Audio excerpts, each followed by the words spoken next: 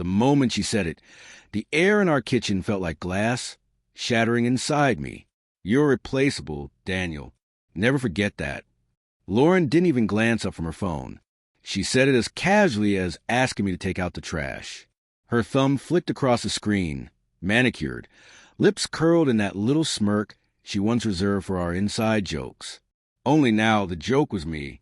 I stood frozen, a dish towel still clutched in my hand. Water dripped from the plate I'd been drying, each droplet landing on the tile like a countdown. 10 years of marriage. 2 miscarriages we never shared with anyone. The scar on her knee from the treehouse we tried to build for kids we never had. Every memory flashed in a heartbeat. And then she said again, I was replaceable. Say that again, I whispered. She finally looked at me. Same hazel, eyes I fell for at 23, but colder now, as if someone had dialed down the warmth. You're replaceable, she said. Men like you are everywhere, Dan. Loyal, predictable, boring. I needed more and I found it. Deal with it. The dish towel slipped from my fingers.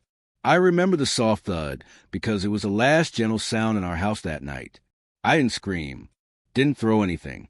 People expect a big eruption. The shouting, the smashing plates. That's not what real betrayal feels like. Real betrayal is quiet. It's the sudden silence where love used to be. I walked past her, up the stairs, and began packing her suitcases. At first, she laughed, thinking I was being dramatic. What are you doing, Dan? Stop it. You look ridiculous. I didn't answer. I folded her silk blouses exactly how she liked. Sleeves tucked, buttons aligned. I wrapped her perfume bottles in bubble wrap, remembering how she hated when they clinked together. Every fold was a silent goodbye I couldn't voice. When I carried the first suitcase downstairs, she finally got up. Daniel, I swear, if you're trying to scare me. Keys on the hook, I said flatly, like reading a script written for someone else. You have until midnight. Her smirk disappeared. You're kicking me out? After everything you did, I corrected. I looked at her. Really looked. Who is he, Lauren? She opened her mouth, then closed it. For the first time in months, she had no lie ready. I pulled out my phone and turned the screen toward her. A photo of them, taken 2 weeks ago at the Marriott near the airport. Someone from her work had sent it anonymously that morning with the subject, "You deserve to know." Her tan legs wrapped around his waist, his hand fisted in her hair, mouths fused together as if trying to inhale each other. The same hallway where we'd kissed goodbye before my dad's funeral. She went pale. Actual pale, like her blood had left her face. Dan, I can explain. There's nothing left to explain, I said, my voice cracking. You told me I was replaceable, so I'm replacing you with an empty house. Fair trade. I opened the front door. November air rushed in, sharp, honest. She started crying, the big dramatic sob she used to pull when she wanted me to forgive her for minor things. Late nights out, secret credit cards, small betrayals that trained me to overlook the big one. But I was done being trained. Take your car, I said. Leave the garage opener. I'll mail you whatever you forget. You can't do this, she whispered. This is my home, too. No, I said, this was the place where I loved you. Past tense. She walked past me, dragging the suitcase I packed as if it were evidence at a crime scene. At the threshold, she turned, mascara streaking her cheeks, lips trembling. For a second, I saw the girl I proposed on that pier in San Diego, barefoot, laughing, promising forever. Then she said it. I never loved you the way you loved me, Daniel. I stayed because it was easy. The door closed between us before I had to answer. I stood in the foyer for a long while. The house made its empty noises. Creaks, ticks, the fridge humming as if trying to fill the silence. I walked into the living room and sat on the couch, still smelling her coconut shampoo.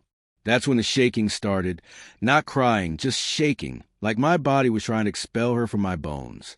At 2:17 a.m., I heard her car return. Headlights swept across the curtains. The doorbell rang once, twice, then frantic pounding. Daniel, please. It's freezing.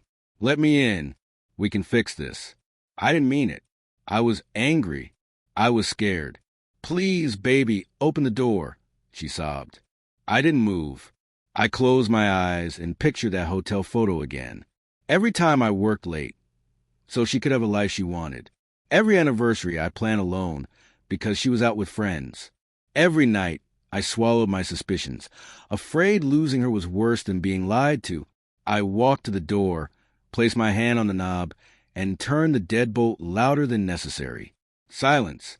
Then the sound of her walking away.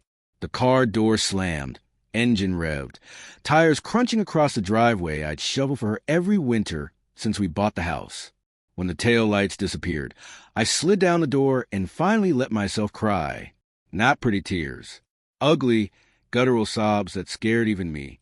I cried until my ribs ached and the floor was wet, until there was nothing left in my chest but a hollow shaped exactly like her.